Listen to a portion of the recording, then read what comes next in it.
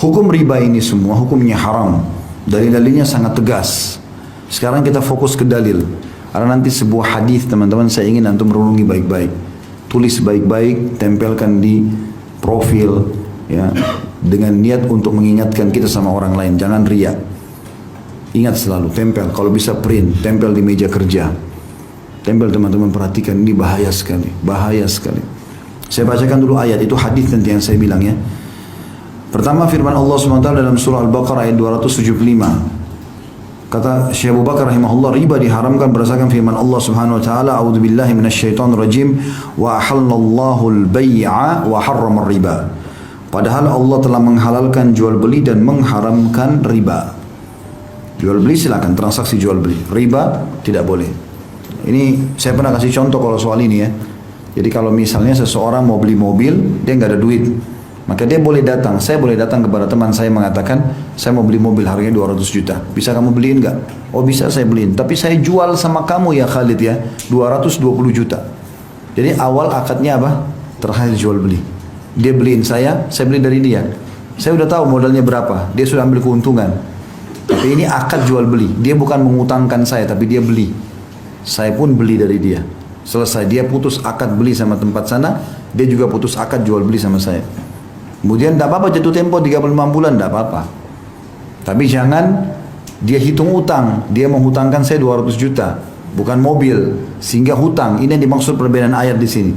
Allah menghalalkan jual beli, Allah mengharamkan riba. Karena riba umumnya itu adalah utang, kayak tadi riba jahiliyah, riba nasiah itu. Utang yang bertambah tanpa sebab, ya. Hanya ingin untuk dijadikan sebagai pendapatan. Juga dalam firman Allah SWT Al-Imran ayat 130, A'udzubillahi minasyaitonir rajim, ya ayyuhalladzina amanu la ta'kulur riba adha'afan mudha'afa. Hai orang-orang beriman, jangan kalian memakan riba dengan berlipat ganda. Ini yang jadi masalah teman-teman, kalau antum baca ayat ini kalau tidak faham, maka mungkin tidak bisa ya ditarik dalam kehidupan sehari-hari. Tapi kita kalau pertemukan ini memang ditanya begitu.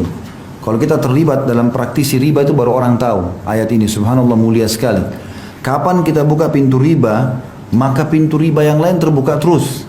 Sekarang antum kredit, dia lihat 3 bulan saja kita sukses membayar, atau 6 bulan, dibukain lagi. Hah? Jadi terbuka lagi pintu riba yang lain.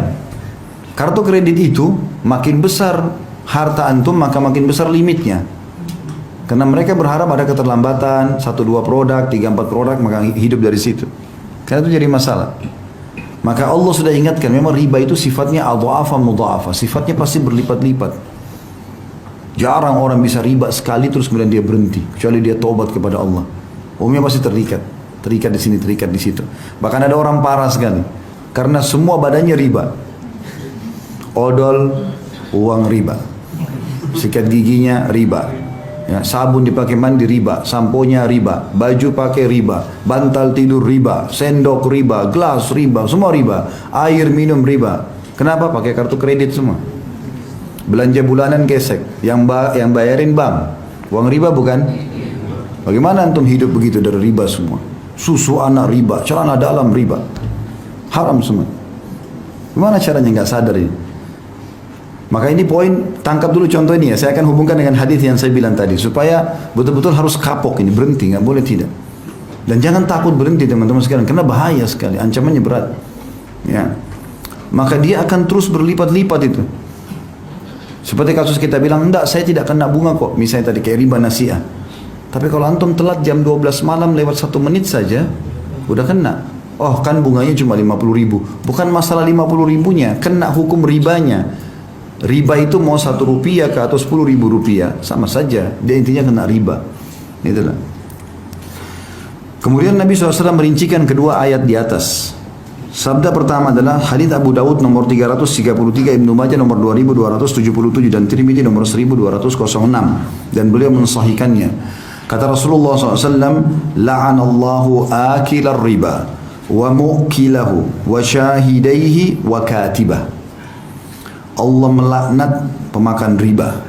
Makna melaknat, diangkat berkah hidupnya. Kalau makan tidak pernah cukup, pakai baju tidak pernah cocok, rumah tangga ribut terus, ada anak sakit, macam-macam. Allah melaknat pemakan riba, pemberi riba, yang mengambilnya dan yang memberikan, 2 orang saksinya dan pencatatnya. Pegawai, staf, tulis, tanda tangan, ya segala macam sama. Masuk dalam masalah ini. Berarti tidak ada yang bisa lolos nih. Jadi kan, kena semua. Saya kan cuma pegawai, tidak tahu apa-apa, nggak bisa. Siapa suruh kerja di situ? Ya, nggak bisa. Haram. Ya, nggak bisa kita cari halal ya teman-teman. Ya. Lebih jelas lagi hadis Nabi SAW, perhatikan baik-baik. Dikatakan oleh Nabi SAW dan hadis ini diriwayatkan Imam Ahmad nomor 21.450. Sanadnya dikategorikan sahih. Renungi baik-baik hadis ini. Kata Nabi SAW, dirham riba ya'kuluhu ar-rajul wa huwa ya'lam ashaddu min 36 zanyah. 1 dirham dari hasil riba yang dimakan oleh seseorang sedangkan dia mengetahuinya, dosanya lebih berat daripada 36 kali berzina. Antum zina sama 1, 2, 3, 4, 36 perempuan, itu baru sama dengan 1 dirham riba. 1 dirham itu 10.000 rupiah, 5.000 rupiah. Ambil bunga bank. Itu sudah 36. Bagaimana kalau kita kerja di sana, gajinya 5 juta? Nah, antum hitung sendiri.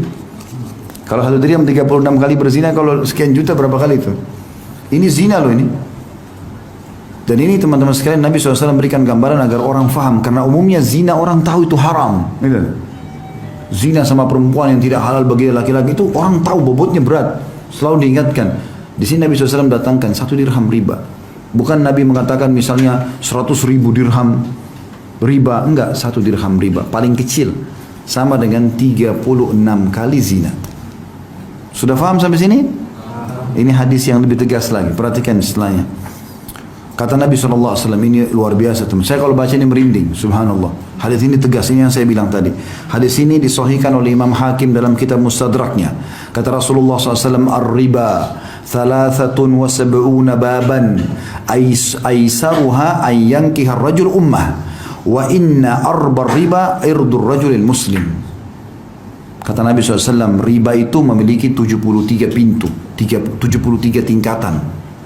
Yang paling rendah, yang paling ringan, setara dengan seseorang berzina dengan ibunya. Ya? Itu berat sekali. Paling rendahnya sama dengan berzina dengan ibu. Teman-teman harus tahu ya, dalam bab zina, hukumannya beda-beda. Level-levelnya.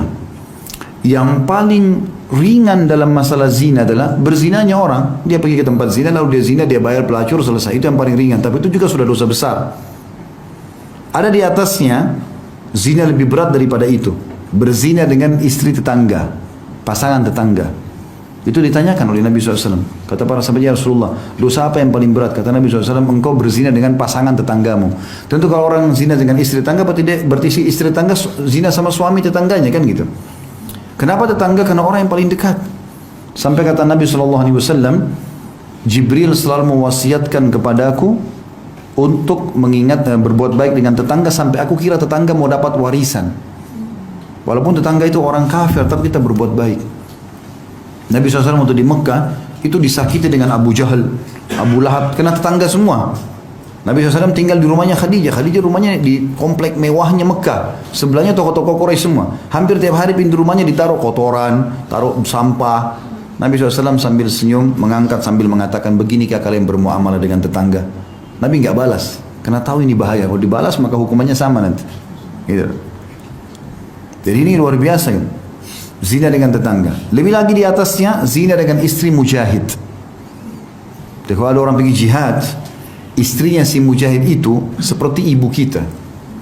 Kata Nabi SAW, kedudukan istri para mujahid sama dengan ibu-ibu kalian. Seperti kita hormati ibu kita, harus hormati walaupun istri mereka masih muda. Bukan malah datang diganggu. Karena perempuan lemah. Pada saat suaminya jauh, dia bisa digoda. Laki-laki bisa memberikan hadiah, bisa berikan perhatian. Apalagi mereka pakai perasaan. 1 bulan, 2 bulan suaminya pergi, mulai ada WA syaitan. Kenapa sayang, butuh bantuan apa? Ini kalimat syaitaniyah. Orang bisa tergoda. Kalau sampai dia berzina dengan istri mujahid, walaupun itu perempuan memang dasarnya juga dia berdosa. Tapi ini yang menzinai itu dosanya berat sekali. Kata Nabi SAW, si mujahid itu akan didatangkan hari kiamat. dengan si pelaku selingkuh dengan istrinya, lalu Allah bebaskan dia mengambil pahalanya sesukanya. Kata Nabi SAW, ya, kata Nabi SAW, apakah kalian kira si mujahid akan sisakan pahalanya? Tanda tanya. Nggak mungkin. Dia pergi jihad, berperang jalan Allah, antum datang ganggu istrinya? Hah? Nggak boleh. Makanya perempuan yang sudah bersatu suami, antum kasih X besar-besar. Sudah selesai urusannya. Mau cantiknya seperti bulan, ada cerita. Udah haknya si laki-laki itu. Karena tidak ada poliandri dalam Islam. Nggak mungkin lagi perempuan punya dua suami. Haram. Ya. Antum minta kepada Allah diberikan istri yang baik. Kalau sudah jadi istri orang, selesai urusannya. Jangan pernah sentuh wilayah itu. Karena ada orang punya penyakit itu. Pernah ada orang tanya saya di pengajian, Ustaz, saya punya masalah dalam ini zina karena saya suka ganggu istri orang. Karena dia berpikir kalau orang sudah menikah, mudah kalau dia berzina pun tidak ketahuan karena sudah ada suaminya. Beda kalau masih gadis nanti hamil di luar nikah. Makanya dikasih posisi dalam zina tinggi. Yang lebih tinggi lagi daripada istri mujahid adalah berzina dengan mahram. Anak sama ibu, anak sama ayah, ya, saudara sama saudarinya. Ini paling tinggi. Sampai kalau zina sama mahram ini, kan hukum zina itu teman-teman kalau dia berzina kepergok sebelum nikah, dia tidak menikah, masih bujang atau gadis, hukumnya dicambuk 100 jera dan diasingkan 1 tahun. Tapi kalau sudah nikah dia apa? Dirajam, gitu kan. Tapi khusus yang zina sama mahramnya, mau sudah nikah atau belum nikah, rajam langsung, hukuman mati. Karena bahaya kalau lahir, kalau hamil pun ini bahaya, anak ini statusnya gimana?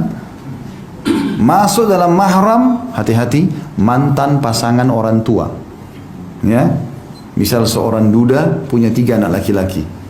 Umurnya si duda ini 50 tahun. Anaknya paling tua umur 25 tahun misalnya. Lalu sekarang dia nikah lagi sama perempuan umur 20 tahun. Berarti istrinya sekarang lebih muda daripada anaknya yang pertama. Tetap ini ibunya ini. Mahram abadi. Kalau ayahnya sudah menikah, ini ibunya. Seperti ibu dia, mustahil. Nggak ada apa-apa, nggak boleh apa-apa. Sampai pernah di zaman Nabi SAW ada orang menikahi mantan istri ayahnya. Oleh Nabi SAW diutus seorang sahabat, disuruh hukum. Ya. Disuruh hukum, kemudian diambil hartanya sebagai harta rampasan perang, seperti rampasan perang. Itu bahaya sekali, nggak boleh gitu kan. Jadi mantan pasangan orang tua juga masuk di sini. Sama juga dengan tidak ada namanya mantan mertua, tidak ada mantan anak mantu. Kalau sudah dinikahi oleh anak kita berarti mahram kita abadi walaupun anak kita cerai dengan pasangannya. Ini harus diketahui. Ini tingkat tertinggi dalam masalah zina, yaitu zina dengan siapa? Mahram. Bayangkan di sini riba. Kembali ke bahasan kita. Riba 73 tingkatan. Yang paling rendah orang berzina sama ibunya. Jadi terendahnya riba sama tertingginya zina. Selain 36 berzina tadi, ini sama dengan zina sama ibu sendiri. Nabi kasih contoh kalimat itu. Seperti seseorang menikahi ibunya sendiri. Dan pintu yang paling berat, ini hati-hati teman-teman. Pintu yang paling berat dalam masalah riba, itu selevel, setara dengan menodai kehormatan seorang muslim. Faham gak ini? Saya ulangi ya. Tertinggi dari zina adalah zina dengan mahram. Terendahnya riba sama dengan ini. Berarti riba ini berat sekali. Karena dia sama dengan hukumnya orang zina yang paling tinggi kan gitu. Tapi subhanallah ada yang lebih harus kita hati-hati. Tertingginya riba itu dosanya selevel dengan mencoreng kehormatan seorang muslim. Antum gosip, ngambil hartanya muslim, ya, apalah sakiti hatinya, itu sama dengan riba level ke-73. Ini hati-hati. Jangan antum buat masalah sama orang. Jangan sentuh hartanya orang, jangan hina orang, jangan caci maki, jangan buat musuh. Apalagi muslim, bahaya sekali. Bisa ditangkap nggak bahayanya nih? Ya, mencoreng kehormatan seorang muslim, merusak namanya, menggibah dia, memfitnah dia, segala macam, membongkar-bongkar aibnya. Ini selevel dengan dosa tertingginya riba. Ini naudzubillah minasyaitonir rajim. Harus hati-hati.